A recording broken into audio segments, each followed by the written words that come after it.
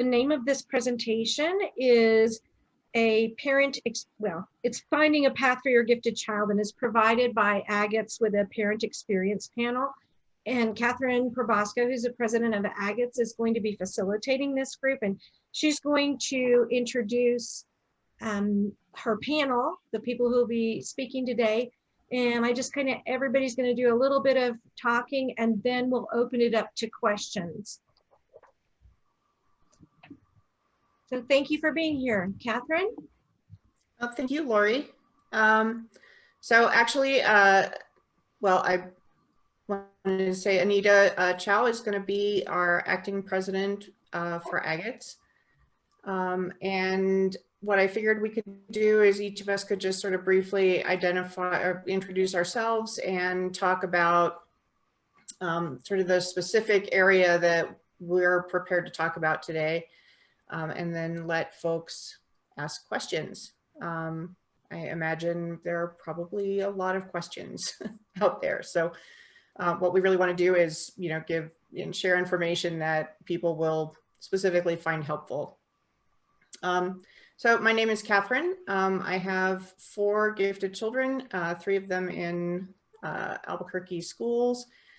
And we have managed mostly to stay in the public schools. We had 1 year out at a charter, but it has been a challenging path. And the thing that I was going to talk about today specifically was using the sort of regional talent search programs as a way of either finding enrichment for your kids, finding appropriate summer programs for your kids, or doing full-on curriculum replacement slash homeschooling curriculum and coursework for them.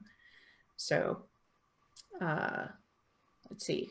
I don't know how we are on the screen, but Anahita, why don't you go next and then tag somebody? And if you choose speaker view, whoever is speaking will be the person that's mainly in your screen. It might enhance your experience. Okay, so I'm Anahita Chow. I have 2 gifted kids, one in, well, I'll say they are 11 and 13 years old. And we've schooled in many different ways, from private Montessori to public in the part of the C-level program at SY Jackson. We've done charter schools, and we are now homeschooling with some online school experience. And then my older daughter has also been involved in the dual enrollment program through the state of New Mexico. So I can talk about that as well. Natalie, you want to go next? Sure. My name is Natalie Derringer. We have 2 kids, 11 and 14. We started schooling in another state in a gifted program that was pure acceleration, no enrichment, and a really like fast-paced, demanding kind of curriculum. Lots of pitfalls there. And then when we came to New Mexico, we found SY Jackson and also some other programs that worked well for us. Our kids are now at Explore Academy, which is a charter school with a sort of interesting model based on choice and student responsibility, and a collegiate format. I'm happy to explain how that works for us and answer anybody's questions. Marie, would you like to talk about your experience? Sure. My name is Marie. I have 3 daughters, an 11-year-old and 9-year-old twins, and they're all at Desert Willow Family School. And Family School is an APS alternative school that the model is part-time homeschooling and part-time classroom instruction. So my kids go to school 4 half days a week in small classes that are multi-age or multi-grade classes. And because of the multi-age and multi-grade nature of the school, there's a lot of opportunity for kids to advance at their own pace and delve deeper into areas that they have an interest in. And with the homeschooling component, we can supplement the curriculum that comes from the school with like whatever is interesting to us and to the kids and whatever is appropriate for our kids. So it's kind of a good way to make sure that your kids' needs are being met in the classroom setting, but also with a lot of parental control and parental involvement as well. And I don't know who else is speaking, so I'm supposed to tag someone, but I don't know who to tag here. No, that trick question. You're the last panelist. So, so I'm gonna give a little just spiel about the talent development, talent search programs so that people have the slightest idea what I'm talking about, and then open the floor to questions. And I'm gonna put the big ones in the chat box here.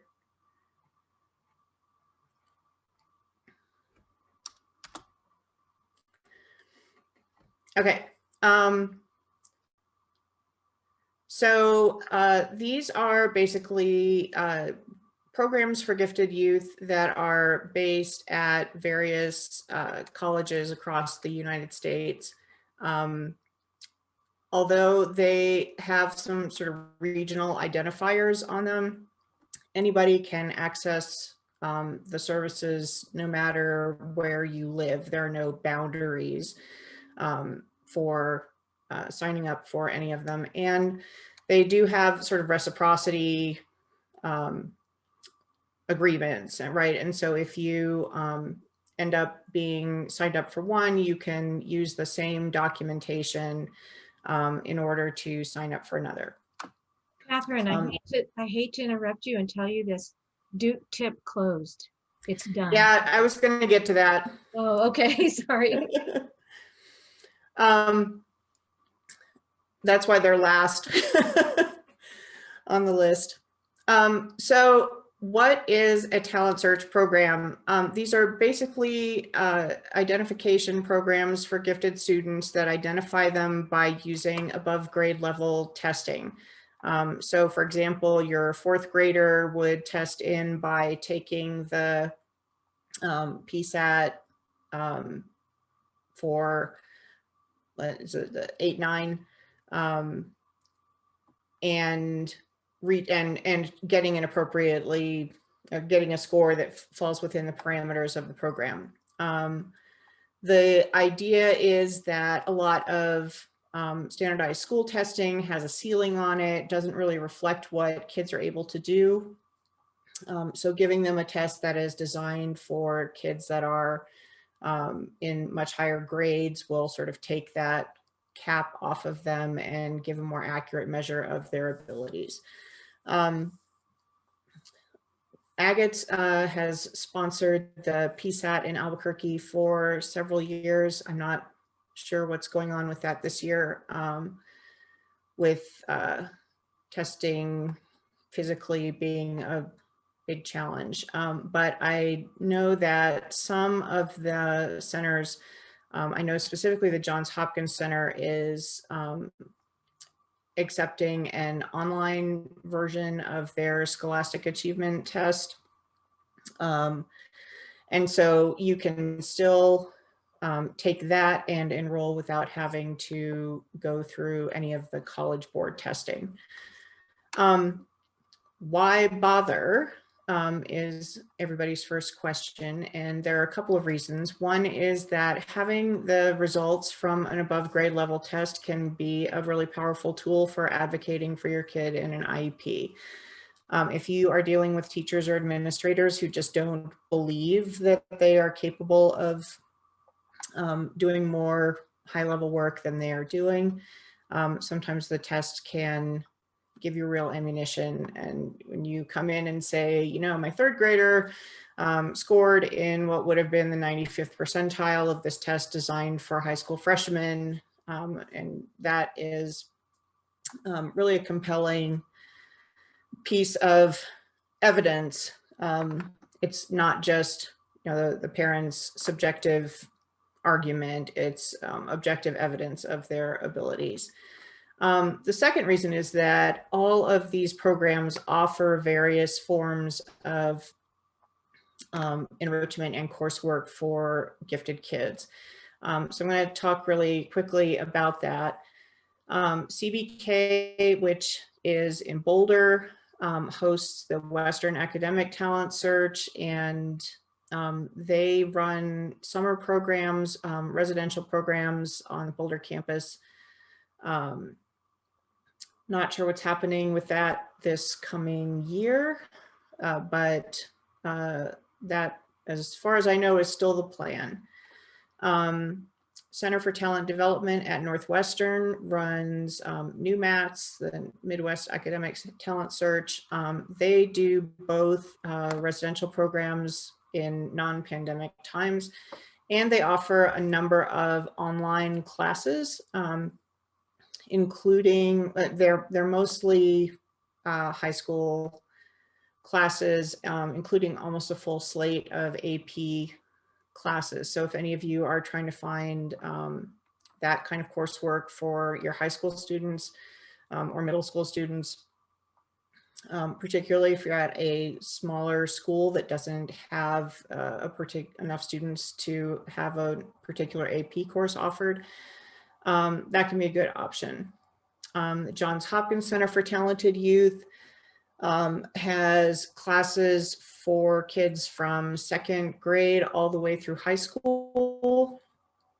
They have by far the largest selection of courses of all of the talent searches, and they are both their online classes that cover the full thing. They also, if you are in that area, they have classes for local folks throughout the school year on weekends, and then they have summer residential programs. And the last one I want to talk about is the Duke University Talent Identification Program, Duke TIP, which was really one of the most well-known of these programs. They have closed down, sort of, maybe. It's really unclear from their update whether it's just a complete cessation or just a pandemic reorganization, based on the fact that their funding came almost entirely through in-person residential summer programs.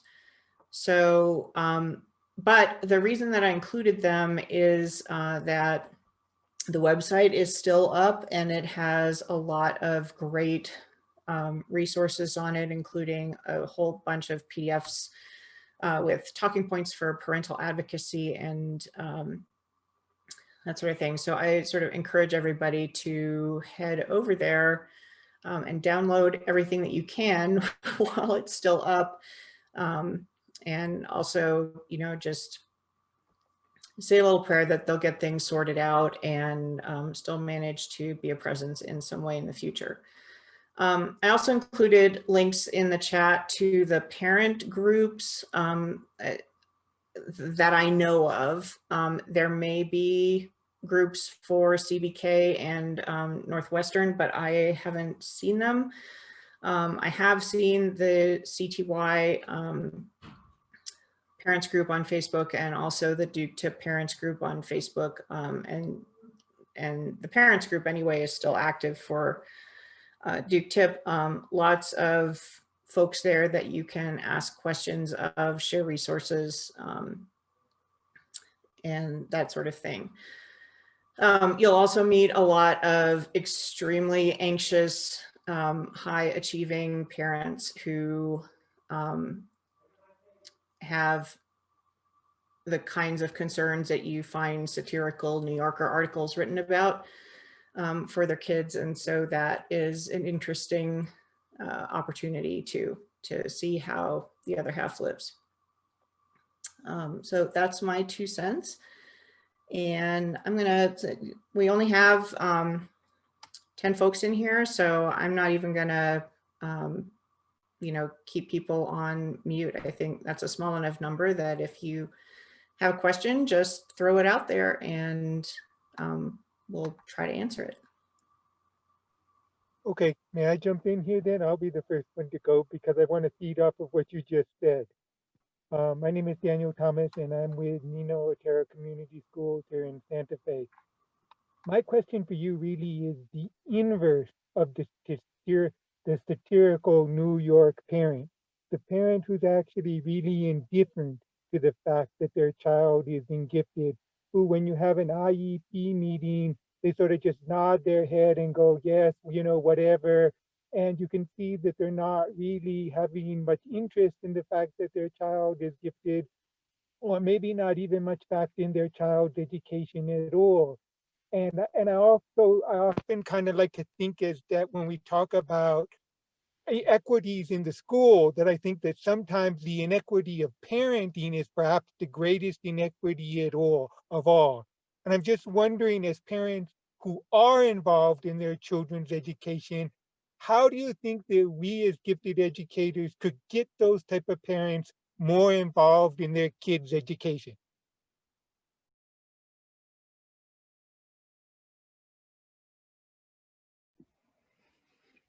I really don't have a good answer for that. It's really outside of my experience, but I think that it's certainly vital and important.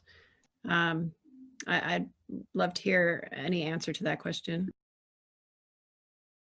I do think it's a really difficult thing to do to try to motivate a parent.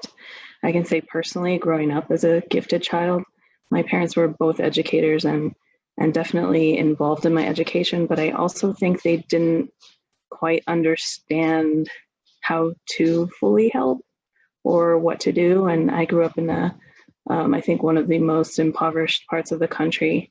And I think the most eye-opening thing to my parents was like, you have an opportunity to get college for free, and your kid has an opportunity to eventually take care of you financially. And that's the reality of it. You can have this happen, but you have to fully support and you have to work hard at it. And this is going to be like a second job for you, but it will pay off in the end. And I think that was like the enough of a catalyst to say, like, okay, let's put in all the time and energy into helping this kid do things differently. But other than that, I don't know. It's hard to motivate, especially in pandemic times. We just don't have the mental energy for, as a parent, for almost anything.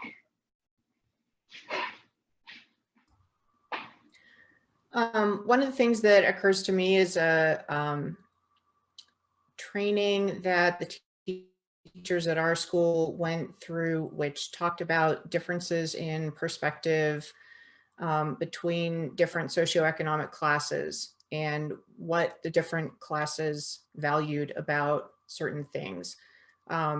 So one example was how people from different classes value food.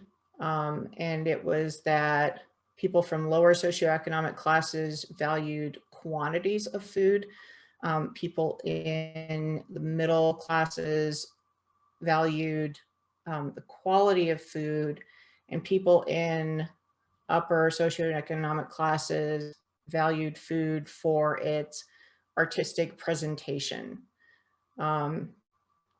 which is a pretty important, and that's the easiest example to remember, but the chart had a whole list of things on it, and the idea was that things like humor, types of humor, and what an education was valued for were also class differences. And the idea was to get teachers who largely come from middle classes to understand what value system they might be encountering when they dealt with a parent who didn't seem to be coming from the same perspective at all. And on that one, On the question of education, it was valued in lower economic classes for the ability to get a good job.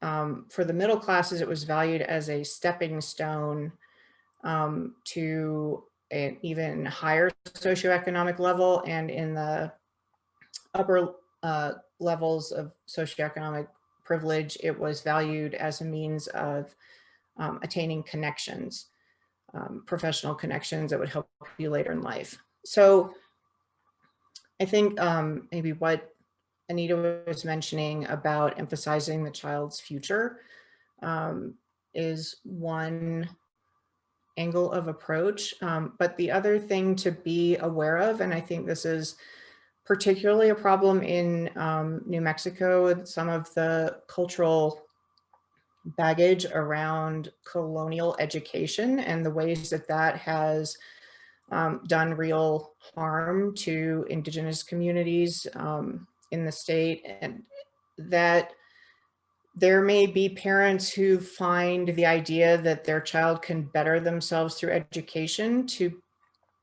that can be construed as kind of a threat. Like, your kid will leave. They'll grow up and they'll leave your family and they'll leave your community and they'll go someplace better to do whatever they want. So I don't really have an easy solution, but I think maybe just being aware that what you are saying and what people are hearing may be two very different things, and maybe sort of directly addressing that idea that a better education is not, maybe presenting it not as a way of, escaping or, transcending their challenging circumstances, but as a way of how they can help their family, help their community, and sort of taking that edge off that a teacher who's, not coming from that kind of cultural trauma may not even recognize. Okay, great. Thank you. That's very helpful. I'm just curious, do you have that link that you mentioned, or do you know? Let me see if I can find something really similar. I'll put a link to it in the chat box. Okay, great. Thank you. And just to kind of follow up with that, I'm actually a teacher in McKinley County, and we have a lot of parents who, when we mention gifted ed, they're put off because they hear special ed. So they're not interested in gifted ed. So it's a lot of education, positive education, addressing some of those same issues that Catherine mentioned, so much so that over the past couple of years, I've actually started asking the students, what problem would they like to solve in our community, to help them think about how they can stay here, still get their good education, but also help improve their community. And that seems to have kind of changed how the students that I work with and the families think about gifted education. I think a lot of it is educating our parents who have some of that trauma, and making sure that they understand, trying to come from their viewpoint of what it is and how that can help our community, help their family, just like Catherine said. And that seems to help parents say, oh yeah, I do want that for my child. So it's kind of changing our framework and how we approach it.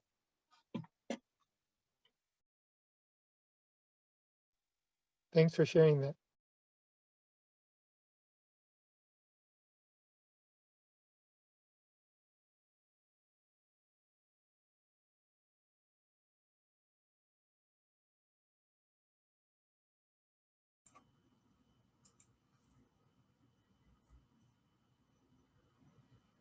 I wonder if Marie could share a little more about the family school and how that works. Yes, I'd be happy to. So Family School is an APS alternative school. So families who are interested can apply. Anyone in APS and really anyone outside of APS is welcome to attend. The first priority is students within the APS boundaries, but they do accept students outside of APS as well when there's space available. And we have kind of two programs running simultaneously at the school. There's an 80% program in which students are in school 80% of the time and are homeschooled 20% of the time. And that 80% program has classes full days, Tuesday, Wednesday, Thursday, and a half day on Friday. And then the other option is the 50% program where students are in class nominally 50% of the time and homeschooled 50% of the time. And those students are in class Tuesday, Wednesday, Thursday, Friday, mornings or afternoon. So it's a half day.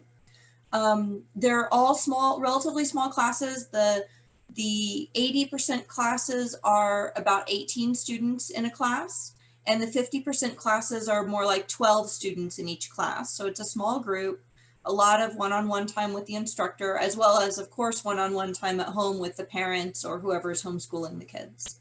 And they're all multi-age classrooms. So typically they have K through 2 in one class, or there's some K through 3 classes. They have classes of 2nd through 4th grade, or my kids were in a 2nd through 5th grade class, 3rd through 6th last year. So it's fluid, and it depends on the students that are there and how they fit together. My 4th graders this year started in a 3 through 5 class, and they're twins, are in 4th grade. We quickly realized that was not an ideal placing for them, and they moved up to a class that had been 5th through 8th grade, and they're the only two 4th graders in what's now a 4th through 8th grade class. Because of the wide range of grade levels, the teacher has to create assignments and activities that can really be done at lots of different levels, and the students do it at their appropriate level, no matter what their grade level is. So there's a lot of exposure. The teacher's teaching things to the 8th graders, and my 4th graders are sitting in on that, and they're hearing those lessons, and they're not expected to take a test on those concepts and master them, but they're hearing them and they're remembering them. And 2 years from now, when they see it again, or 4 years from now, when they see it again and they're expected to know it, they will be very comfortable with those concepts.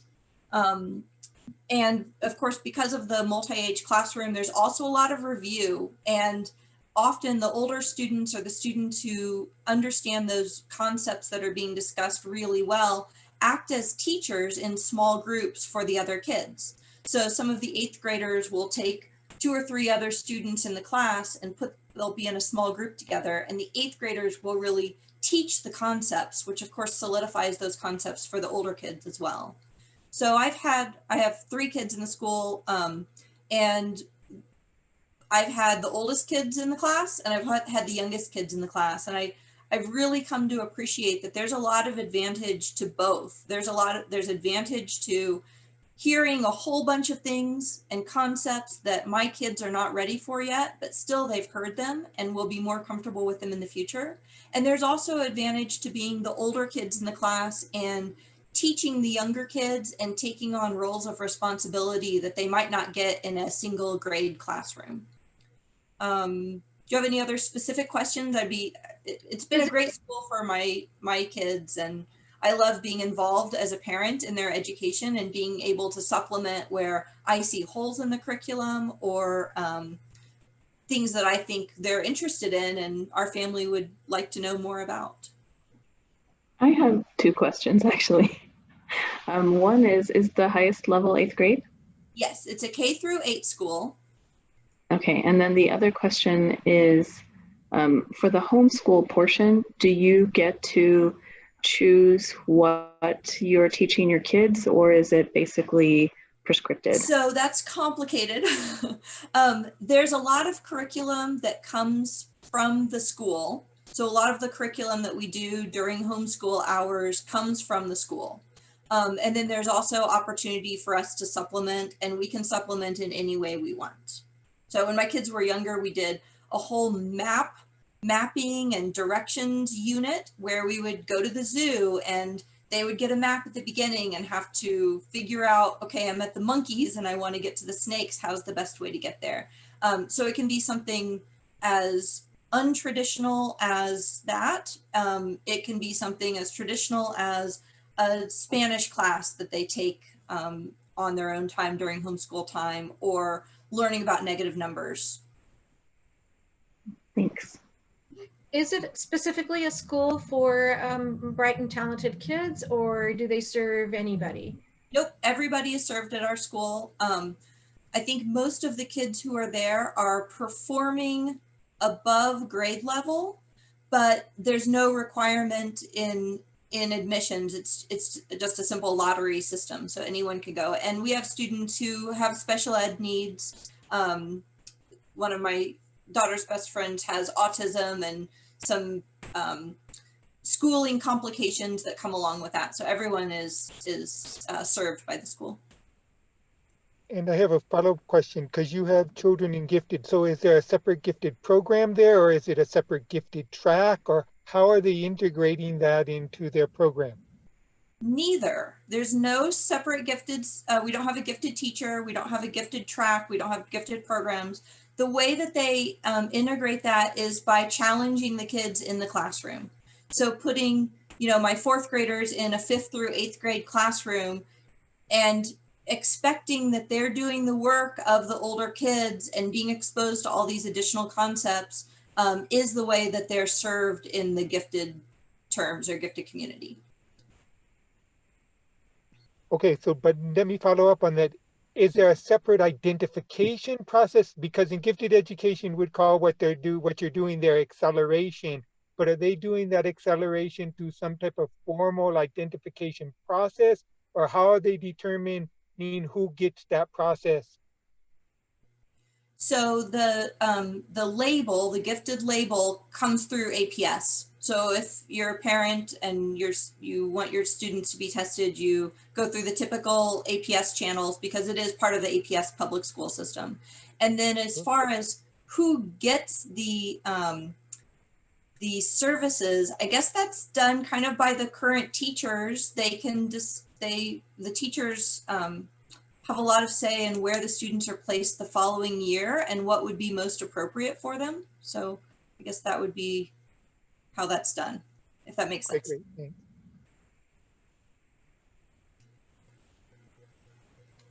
It sounds like all of you have had to supplement your children's education in some way, whether they're in a part-time school or a full-time school or a charter school. What are your favorite, I don't know how to say, but your favorite resources for supplementing? What are some of the things that you have found to be really helpful in supplementing your children's education?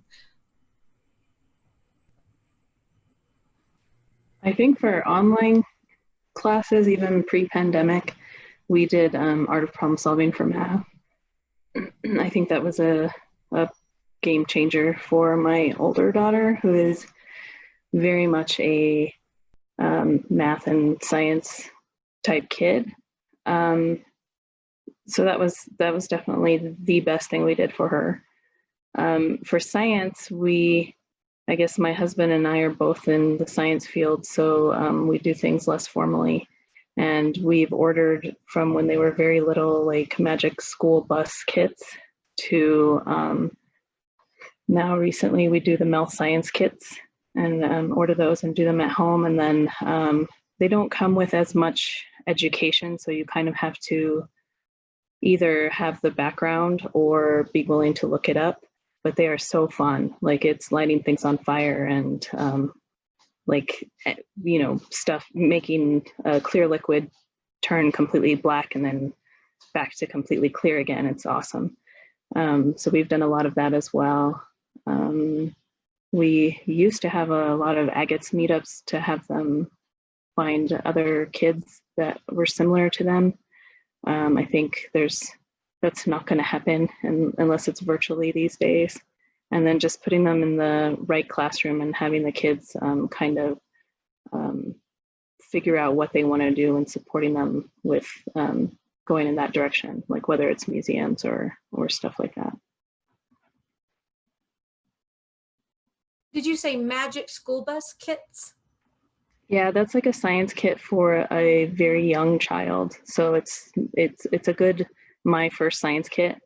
They will have stuff like you know, vinegar and baking soda and slightly more than that, but everything looks like what a real scientist would use. So I think they were very young when they started that, maybe even kindergarten. And it comes with pipettes and it comes with little graduated cylinders, and they're all plastic, which is good, and test tubes, and each experiment comes with a little card and how you can extend the lesson. So they are actually pretty good at planning the full lesson, but it is definitely targeted for a much younger kid. And then the other one is MEL science kits. That is for a little bit more advanced kids.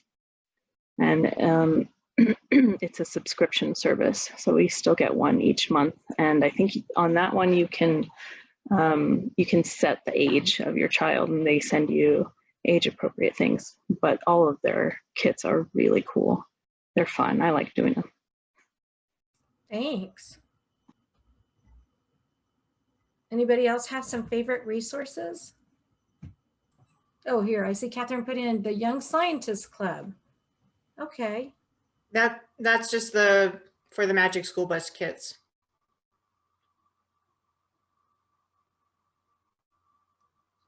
My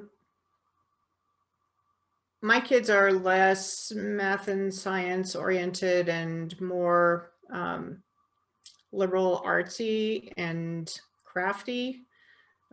So I think the biggest challenge for me has been teaching myself to say, yes, you can go and try that recipe in the kitchen while I'm busy doing something else. And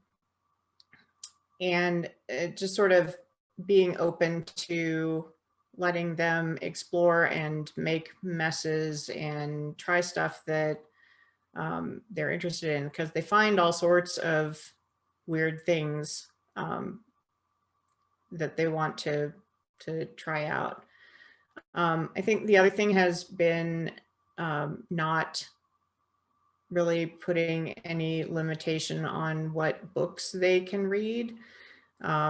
Ours are just, you know, on bookshelves around the house, and they consistently read, you know, several levels above grade level, and having access to stuff without having to, you know, get explicit permission has been really helpful. Sort of a, you know, if you build it, they will come approach. Those aren't specific resources, they're more just philosophies that I found helpful.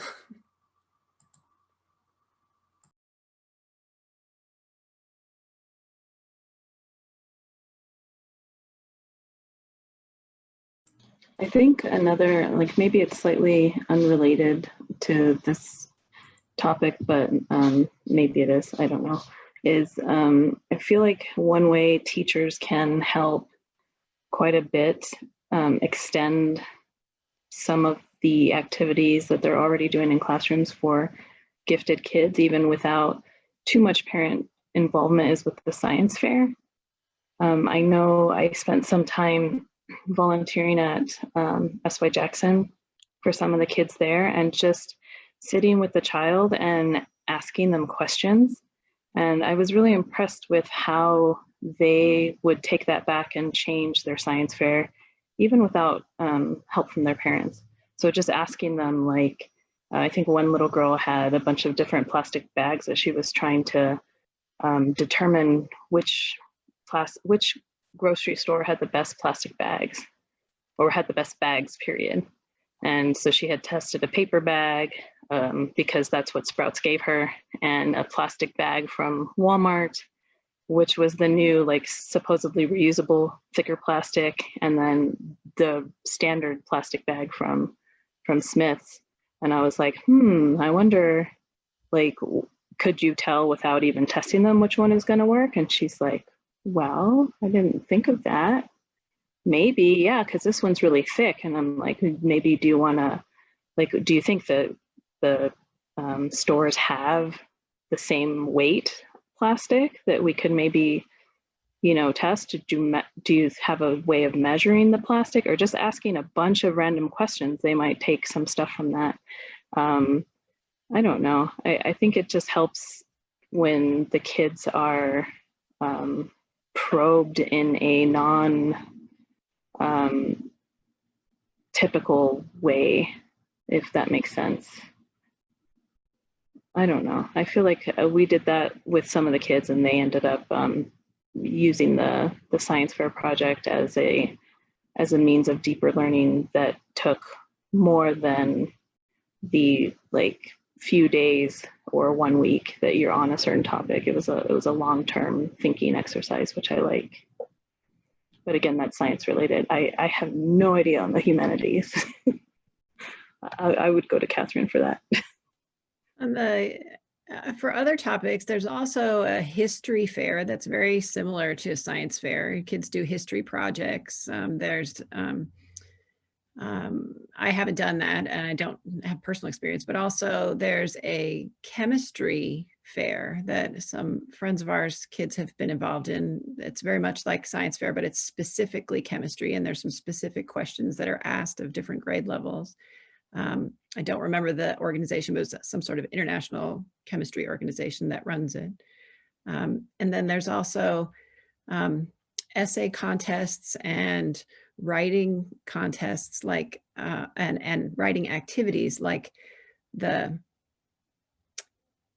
name escapes me, National Novel Writing Month or something like that. Catherine, do you remember what that was called? Our kids did it in 6th grade, where a NaNoWriMo. That's exactly what it's called. So over the course of 1 month, through guided activities, kids write a complete story, developing characters, plot, setting, action, resolution, and then writing the whole story. Very exciting and motivating for my kid, who at that point wasn't particularly interested in writing and has since developed a great interest in writing. Can I just jump in here, because this sort of piques a question that's in the back of my mind, in that sometimes as gifted teachers, I sort of feel that we're inundated with options to deal, whether it's creative thinking, problem-based learning, project-based learning, so on and so forth. How do you as parents go about deciding what type of options you're going to give your kids?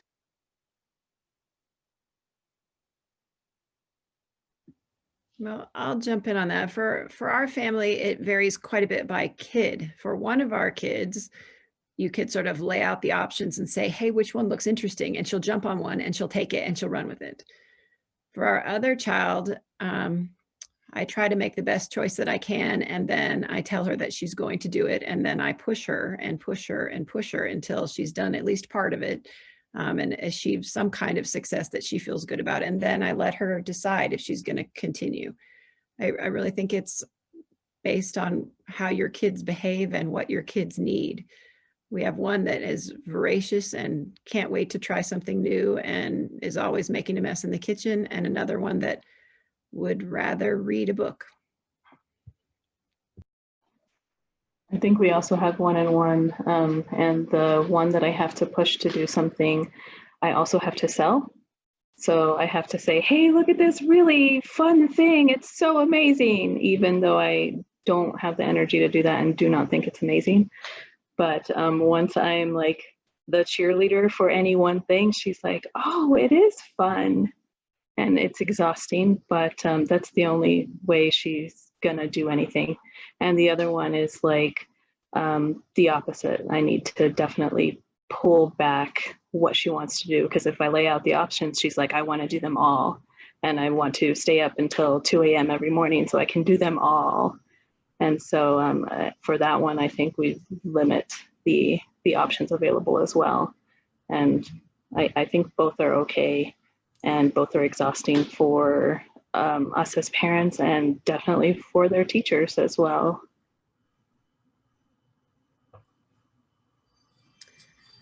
My kids are both pursuing, my older kids are pursuing early PhDs in rolling their eyes at me. So I try to enlist other adults who still have credibility. With my oldest, he absolutely would not read anything that we suggested he might like.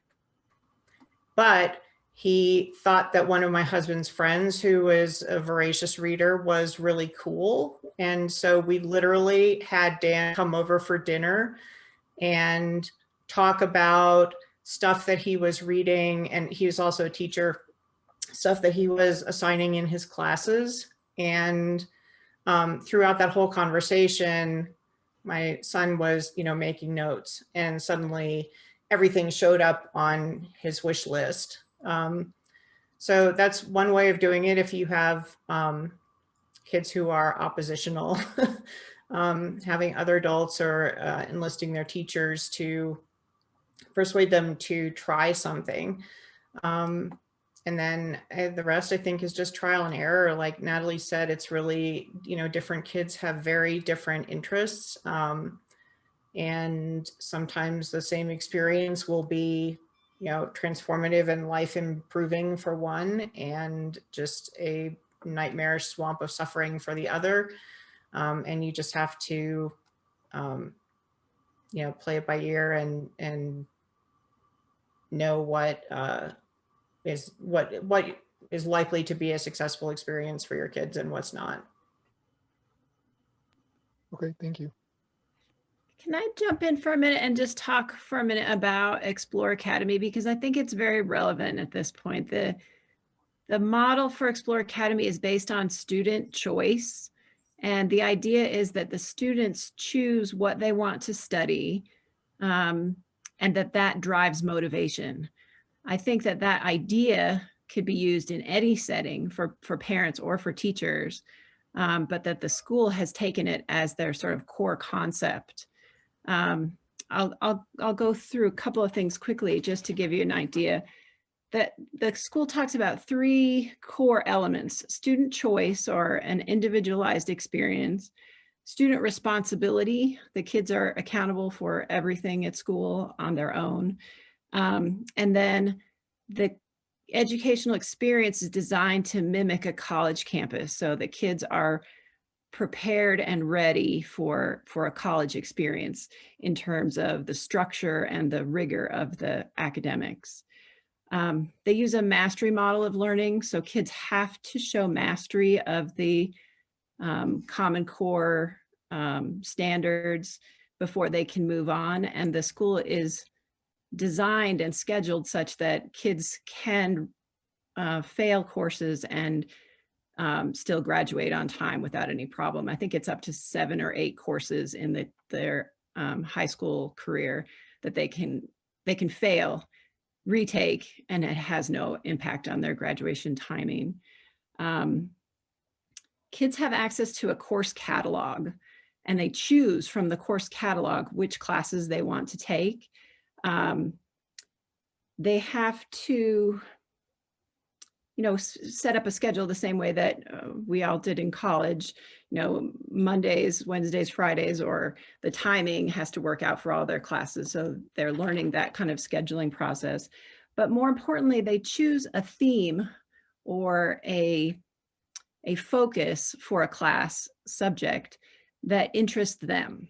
The school calls these flavors. So for example, History 620, which is a course that my 9th grader was taking, is offered as World War II and the Cult of the Master Race.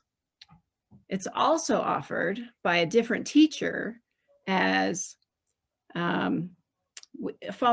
offering the same course credit and following the same Common Core learning standards, but at a different approach and a different focus. It's called Captain America versus Wonder Woman. So the same learning, but approached two different ways. Another example is Math 401 teaches algebra for younger kids, and they can choose a section that's titled Hot Wheels, or they can choose a section that's titled Sports. And each section has a description. The kids read the description, choose what they want to do, and then go forward. Say they fail Hot Wheels. Well, then the next term they can take Sports to try to master the same concepts with a different approach. Materials broken into smaller chunks. High school courses are 22 days long, and middle school courses are 44 days long and end with the exams. The grade for the entire semester or term is based on the final project or the final exam. And the students are required to show mastery of each of the standards, not just mastery of the general subject, but mastery of each of the standards. Otherwise, they just have to retake the course. So the idea is that it's driven by student choice, and there's opportunities for acceleration in all subjects. Kids are responsible for their work and the day-to-day stuff. There's an attitude or environment of enthusiasm or excitement around the academics that I think is really driven by the choice system as well. Teachers try to make the classes seem exciting, give them exciting names, and encourage students to attend. They have classes in robotics, cartoons, pre-med. 11th and 12th graders choose majors and can do a deep dive into subjects of interest. Thanks. That sounds fascinating. I looked it up and found out that they're trying to open one in Las Cruces, but their charter was denied. And yeah, so there's one campus here in Albuquerque. There's a second campus in Las Vegas, Nevada that opened this year. And then the third campus that they're trying to open is in Las Cruces. I think that they're hopeful that they'll be able to add a second campus in Albuquerque as well. What age group is that? Currently, it's 6th grade through 12th grade. They've recently started talking about opening an elementary school. I'm not sure how well the model would work for elementary. I think that in our family's experience, it works really well at the high school level and not so well with our middle schoolers.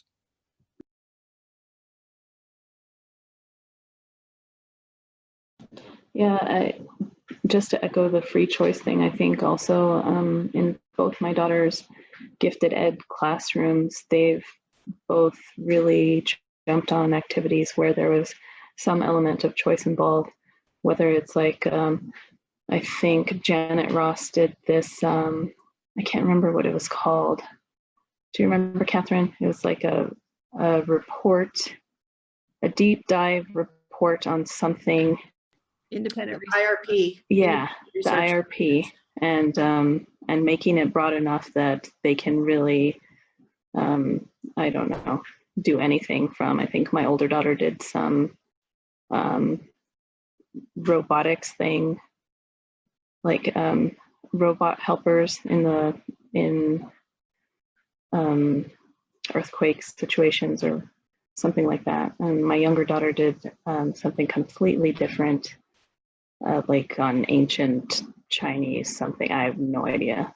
They're just all over the map, and I think they really gravitate towards that free choice element, which is great.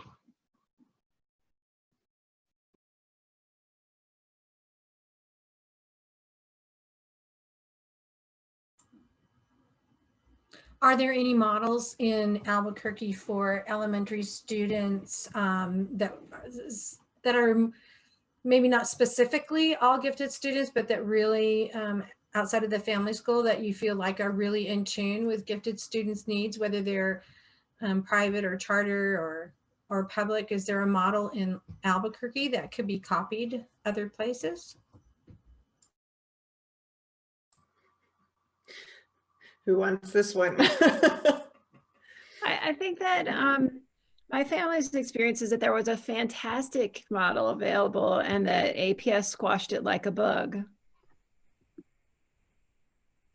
I agree. What was it? What was it? There's a program, I think that at one point it was at 3 different schools. It was all day gifted. So kids that qualified for extensive gifted services. I think that's 99.9 and above, or 99.9 percentile on the standardized tests. Were gathered together on campuses and taught in a group. So they had their intellectual peers as their classmates. I think there were 3 schools, Marie Hughes, Zia, and SY Jackson, at least at one point. So they were PG kids? Yes. Okay. And the kids were able to develop social connections that weren't available in their home schools, and were able to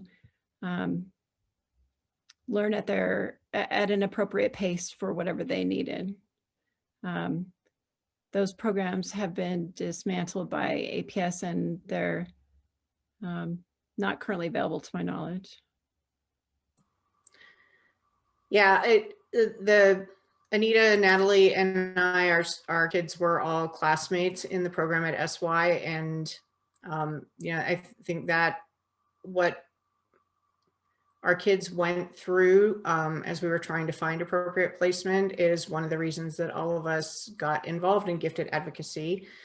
That's sort of every gifted advocate parent's story, unfortunately. And yeah, the program was around for more than 40 years, and I think may have just a handful of students left at SY Jackson, where the principal has sort of leveraged his authority to protect the program. APS realized that they weren't going to be able to just flat out shut it down. And so what they ended up doing was sort of taking control of testing requirements and shutting off the pipeline of kids coming in who are kids being tested who even met the criteria, and also refusing to give kids IEPs to transfer to those programs. And so I think the ones at Zia and Marie Hughes were just flat out shut down. They put new principals in who were hostile to the programs, and they ended like overnight. And the one at SY is just sort of dying a slow death through attrition. And I think, it's really hard to fight that kind of approach. But I will say that everybody there, I think would describe the same experience, which is that it was absolutely transformative for our kids. It was, Harry showing up at Hogwarts, suddenly having classmates who understand you, suddenly having teachers who understand and appreciate you and know what to do with you. And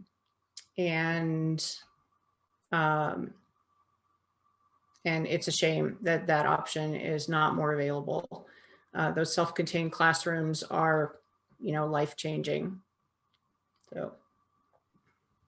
I just chime in too that I remember as a 2nd and 3rd grader being in a similar program at Alameda Elementary in APS, and it was similarly transformational for me. And really, I don't know what we would have done without that program for my child, and I'm more than that opportunity for other kids. I think that that's what drives me to continue to want to advocate for gifted kids in Albuquerque. So same for us. Sorry. Oh, and I was just going to say, like I posted in the chat, I think there's a misguided view that gifted ed is viewed as an elitist education. And I think educating our parents, even parents of non-gifted children, to understand that it is a need on par with the other end of the spectrum, and really talk about the mental health needs of our gifted kids and how, you know, even talk about the suicide rates of kids that are near the top of the spectrum. I feel like that's really important. If this were a face-to-face workshop, Anita, I would take your glasses and I would have you complain that I had taken your glasses. And people would say to me, that's not fair. You took her glasses. She doesn't have the same access. Well, you need glasses, just like gifted kids need services. You know, the elitist thing makes no sense to me. It's only fair that all kids get what they need, and gifted kids need a different education and different services. And you're right, people have to be educated about that.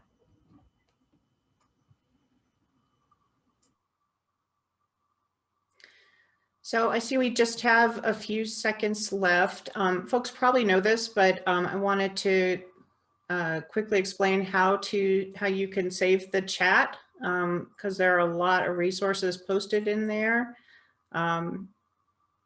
If you are on a computer, I'm not sure how this works on other platforms, since Zoom seems to look different on every platform, but on a desktop, there's a little square in the upper right corner of the text chat entry box that has 3 dots in it.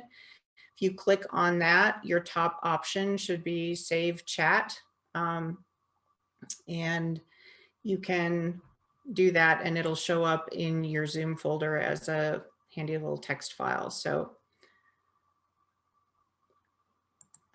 thanks, Catherine. I didn't know that.